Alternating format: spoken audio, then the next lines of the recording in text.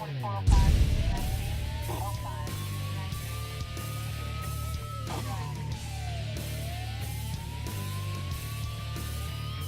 right, welcome back to another edition of Calhoun County's Most Wanted, the program where you get to help make Calhoun County a better and safer place by helping us lock up some bad guys. I'm your host, Chris Wright, along with our sheriff, Calhoun County Sheriff Matthew Wade. Good to see you. Hey, it's always good to be on the show. You know, Easter's happened, candy's flowing.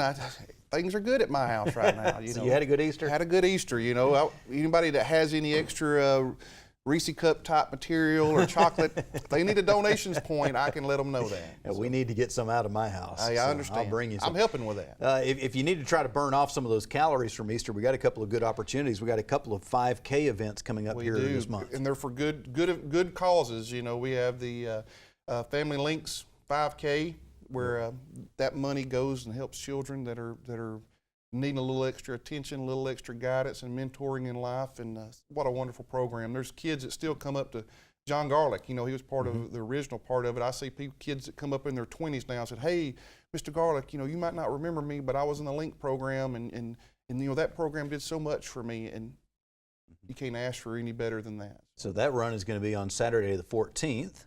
And then we've got the Cops for a Cause on the 21st. On the 21st, Cops for a Cause, we started that. This is the third year doing that.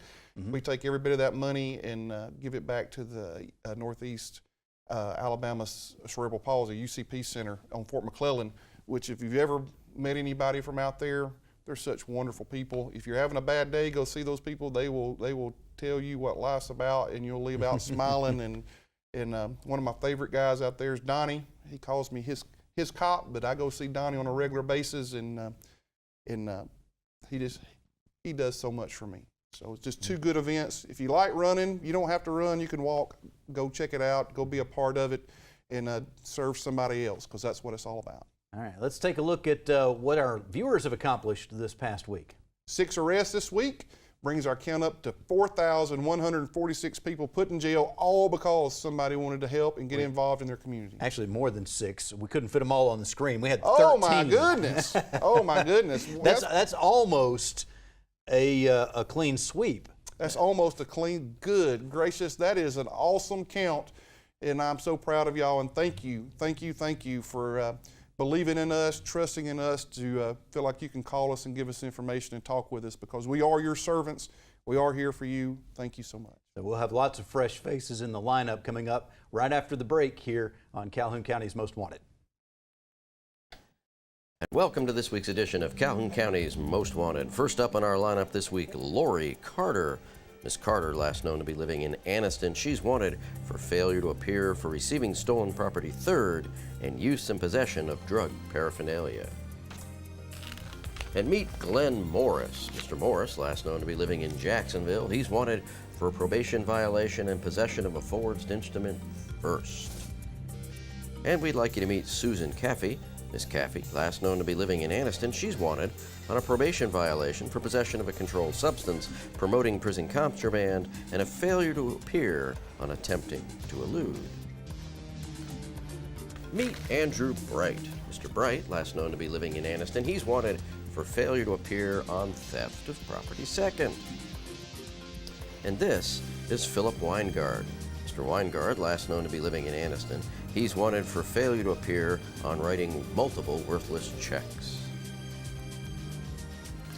And take a look, if you would, at Eric Hatter. Mr. Hatter, last known to be living in Anniston, he's wanted for probation violation on possession of a controlled substance. And last up for our first half, Janita Johnson. Miss Johnson, last known to be living in Anniston, she's wanted on a probation violation for possession of a controlled substance. And that's it for the first half of our lineup. Stay tuned for the second half later in the day. All right, we'll be showing you some more bad guys here in just a few minutes, but Sheriff, your chief deputy, John Garlick, this guy is in charge of booking the guests for the show each week, and he will go anywhere to get a great guest, including Los Angeles. I mean, we only get first-class guests here, so our guests come from Los Angeles. John has never met a stranger, so every time I go somewhere with him, he picks up a new friend. So. All right, so Hannah, a.k.a. Hannah for Change, is our guest this week, and you're actually from Georgia, but you met John in Los Angeles. Yes, I was in Which makes Los perfect Angeles. sense. Yeah. All right, Thank you for having me. This big pile of trash over here is your father? Yes. You are a dedicated father. I sure am.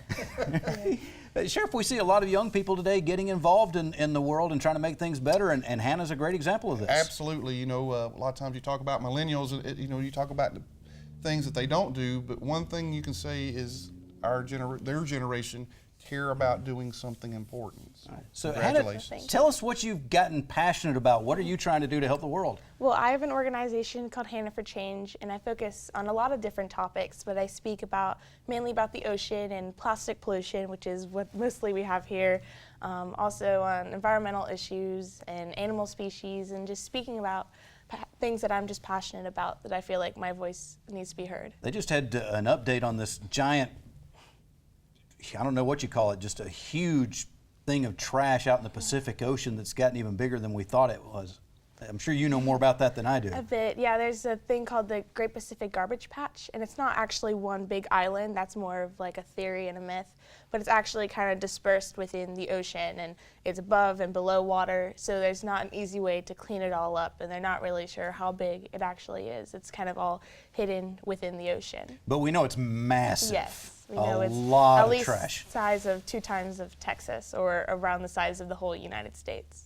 And it's having an impact It on definitely is. the world that we live in. I mean, this picture that we have here, Sheriff, that's a nice picture. You want to go there? I tell you what, I want to go here. She told me this is Bermuda. I've never been there, but that's how I picture it. Did you take this picture? Yes, either me or my mom took this picture, but we love Bermuda, and this is how you would picture it to be, but this is what we found on our trip in Bermuda, and this is also some of the samples that I've collected on around a half-an-hour stroll on the beaches of Bermuda. And yes, even though Bermuda was beautiful, if you look more closely, you find all these plastic pieces that were in the sand, and the beach we were on was actually cleaned every single day for the residents on that beach, and it was just crazy to find it. And even on the beach where the tide met the sand, you would see a line of the tiny plastics on our beaches, and it's absolutely crazy. Like, you can see these are toys and straws and utensils and a lot of everyday products. And we don't want to encounter that when we go down to have a relaxing vacation. Yeah.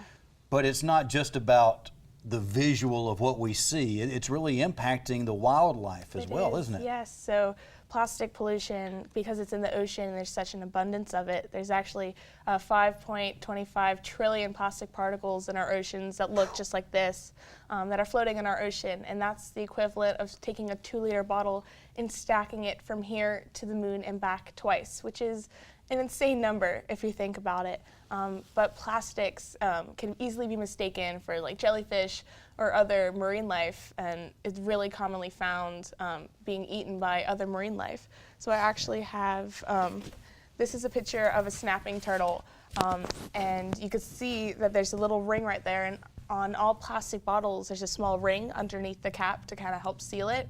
But when the sea turtle was a baby, it swam through that ring and it got stuck in its shell. And when it got older, its shell was just forced to grow around this ring. I've seen trees like that before where something was around the tree and the tree grew around it and it misshaped the tree, but seeing it on a living creature is... I know, it's terrifying, and it's not just happened to this snapping turtle, it's happened to other sea turtles and even some fish. It's kind of a testament, Sheriff, to life itself and our will to live, that a body could actually grow and survive in that, but it's also extremely sad that that would have to happen. Yep. Yeah, unfortunately the sea turtle did die because of it, which is really unfortunate. And another picture I have is actually, this is an albatross.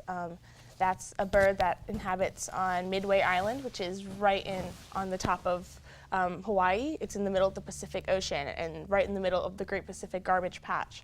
And so it gets a ton of the world's trash, and it's right in the middle of California and Japan, so it gets all the trash within there.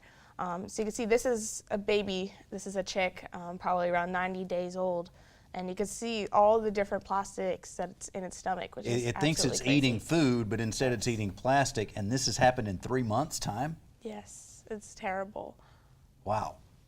All right, so obviously you've shown us how big the problem is, and we've got an illustration here with your father of you've got some ideas on how to improve things. So we need to take a quick break. When we come back, let's talk about some things that we can do to make things better. Does that sound good? Yes, thank you. All right, we'll be right back with Hannah and her trashy father in just a moment here on Calhoun County's Most Wanted. And welcome to the second half of our lineup. First up this half, Gary Dobbs. Mr. Dobbs, last known to be living in Piedmont, he's wanted for failure to appear on possession of a controlled substance and attempting to elude. And please take a look at Gene Parker. Mr. Parker, last known to be living in Piedmont, he's wanted for receiving stolen property first. And please meet Shelby Huff. Miss Huff, last known to be living in Alexandria, she's wanted for failure to appear on use and possession of drug paraphernalia and receiving stolen property ×2. And this is Dustin Montalto. Mr. Montalto, last known to be living in Anniston, he's wanted for failure to appear on receiving stolen property, possession of a controlled substance, and use and possession of drug paraphernalia. And this is Tony Flintroy. Mr. Flintroy, last known to be living in Anniston, he's wanted for domestic violence, third assault. And last up for our lineup this week, Amber Gwynn. Miss Gwynn, last known to be living in Anniston, she's wanted for failure to appear on possession of a controlled substance and use and possession of drug paraphernalia.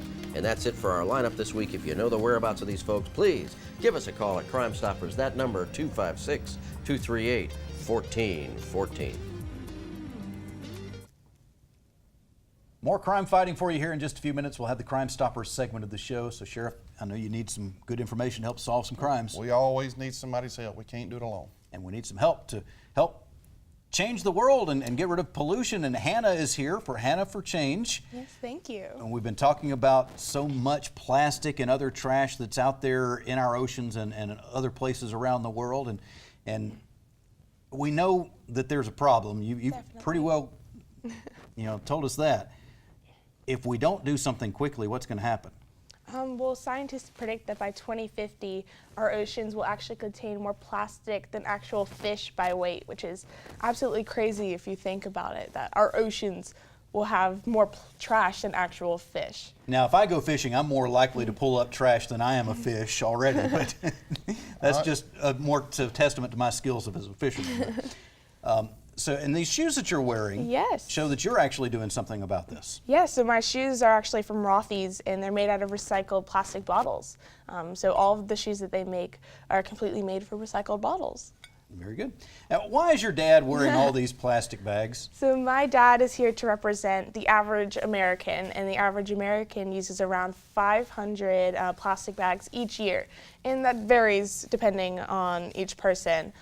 So the average family like mine, which would be 4 people, uses around 2,000 bags every year, and they usually end up in the landfills, in our streams, and in our oceans. So even if just one person makes a change, they can make a huge impact. Now, I have to use those when I take my dog out for a walk, pick up behind him, but they come in handy for that, but a good recyclable option would be better, wouldn't it? Yes. So I do have, there's a reusable bag called Chico bags, and this is it folded up, and it's kind of portable, but you can take it out, and you could take this to the stores and take this instead of using plastic bags instead, and it's reusable, and in the end it saves so much more money, and you can clean these, and it's just better for the environment overall. So you can, there you go. Another thing that someone could do is actually have a reusable bottles. This is from Clean Canteen, but there's other companies that help out the environment like Swell, just reusable bottles. And so you could take this around instead of using plastic bottles every day. I can tell you, my wife drinks water every day. She drinks out of the bottles. My daughter, who is probably your age, she never drinks out of the bottle. She always has the metal cup or whatever. I don't know if it's just the cool factor or what, but she doesn't use bottles. So I think the younger generation gets it more than we do. We're starting to see the water fountains have a space for filling up the reusable bottles, which is great. And in America, around 1,500 plastic water bottles are used every single second, which is crazy to wrap your mind around. Yeah. And that's just an insane number. So you can imagine worldwide, and just a day would be absolutely insane. And less than 5% of plastic water bottles are recycled. So it's better to stop using plastic water bottles, instead find reusable solutions. Right. This is a cool cup too, and it's fashionable as well. Yes. And another thing is plastic straws. Plastic straws are definitely one of the biggest problems and one of the most common plastic items you will find on a cleanup that you go on. And so there are solutions. You can have, this is a stainless steel straw, this is a glass straw, there's also paper straws, and you can also just refuse a straw. Plastic straws, there's around 500 million are used in the U.S. And a lot of times we don't even want them. They bring them to the table and they hand them out. I don't want a straw, but they leave one for me anyway, and it ends up getting wet on the table and never gets used. So I usually try to educate restaurants and talk about alternatives like paper straws. I don't know if you know Ted's Montana Grill, but they use paper straws in their restaurants. But even if they don't want to switch to paper straws, just not automatically putting out a straw, as you said, that not only saves the environment, but it also saves them money. And so overall, it's just better for everyone. And the last thing is utensils. So this is actually portable utensils as chopsticks, a spoon, fork, and a knife. Don't pull out that wooden spoon, because at my house, that's not an eating utensil. That's a disciplinary. That's a whooping stick at my house. I get scared when you bring out wooden spoons. We call it Mr. Woody. Mr. Woody. Well, this set is portable, and so you can take this around. It even comes with a clip, but instead of using plastic utensils from like fast food restaurants or other places, you can bring this around with you instead, and you can wash these instead of taking those utensils you find and just end up throwing them away. Yeah, my son is actually in a production of The Little Mermaid Junior this weekend. The Donahoe School is putting that on, and they built their whole set out of recycled material, lots of tons of plastic bags and other things. So you can go see that on Friday and Saturday and see some real change going on there with our kids. Oh, that's amazing. Yeah, and then another thing, the last thing, is just take part of cleanups. Cleanups, even though it's just a small area, it still makes a huge impact, because even if you're in a state that's not right next to the ocean, or you still have sewers and rivers and streams, and those always end up into the ocean. So people don't always make that connection, like, oh, I'm not right next to the ocean, so my small impact won't make a big difference, but it really does in the long run. So even if you just make these small changes that I said, it will still make such a huge impact. Awesome. Well, Hannah, thank you for being with us today, sharing all this. It's pretty cool. It is. All right, you got a bright future ahead of you. Thank you. As long as we can get this world cleaned up, that's going to take all of us. So if people want to find out more, I'm sure you've got a website or something where they can find out more. I have a website called Hannah for Change, and it's the number 4. So Hannah #4change.org. All right, thank you. It's awesome. Check out the website and see what you can do to help make the world a better place for future generations and this current generation as well. All right, the Sheriff and I will be right back in just a few moments. We'll have the Crime Stopper segment of the show and our Crazy Criminal of the Week on Calhoun County's Most Wanted. And welcome to the Crime Stoppers portion of our show, where we ask your help for our investigators on the following cases. Between March 1st and March 18th, 2 zero-turn mowers were stolen from this residence on Old Downing Mill Road. And sometime between the hours of 3 p.m. and 5 p.m. on March 30th, a red 2010 Cadillac SRX was stolen from a business on Airport Road. And on March 31st, this residence on Berry Street in Oxford was broken into. A 50-inch Vizio television and a driver's license were taken from that location. And between March 31st and April 1st, a truck was broken into at a residence on Coleman Ross Court in Anniston. A wood-smoking pipe, a vape, and a set of car keys were taken from that location. And last up in your caseload this week, between March 29th and March 30th, a home on Kirksey's Bend Road in Ohatchee was broken into. Nothing was taken, although the homeowner's dog was injured by the suspects. And that's it for your Crime Stoppers caseload this week. If you know anything about these cases, please give us a call at Crime Stoppers. That number, 256-238-1414. Stupid! You're so stupid! All right, Sheriff, I know that you have situations where people try to sneak things by you all the time. Never. They hide things everywhere, right? No, they'll No? never do that. You believe that, right? Had a guy in Birmingham that recently, he was spotted outside of his truck completely naked. Not naked, naked. You know the difference, right? Yeah, I do. All right. So, You know, and that's not that uncommon. We pulled somebody over the other day that ran from us, and they were naked in their car. I don't really, you know. this particular individual, Mr. Warren Gunn III, apparently had a baggie of cocaine with him, Where was he? Did he hold it or did he have it somewhere? Well, he was holding it, I believe, but he didn't have any pockets to put it in, so he hid it in his ear. That's a new one. You know, I get what you're saying. Those baggies of cocaine must be smaller than I thought they were. Or he's got big ears one. I don't know. Well, yeah, kind of big. Not Yeah. huge. But anyway, Well, you know, I guess the lessons here are wear clothes since you got pockets to hide your cocaine in. yeah. And two, doesn't draws matter if lessons- it's in your pocket or your ear, they're going to find it. Well, if you're naked, you're going to draw attention to yourself. And Yeah. putting something in your ear is, you know, And then you can't hear the officer when he's telling you what to do, and that's not a good thing either because you want to do what he tells you to you know, do. you want to be able to hear. You know, you want to listen to what he's picking down, you know, picking up. So. Well, thank you for listening to us as we babbled on a little bit. We're out of time. We will be looking for you again next week, but hopefully not in the lineup on Calhoun County's Most Wanted.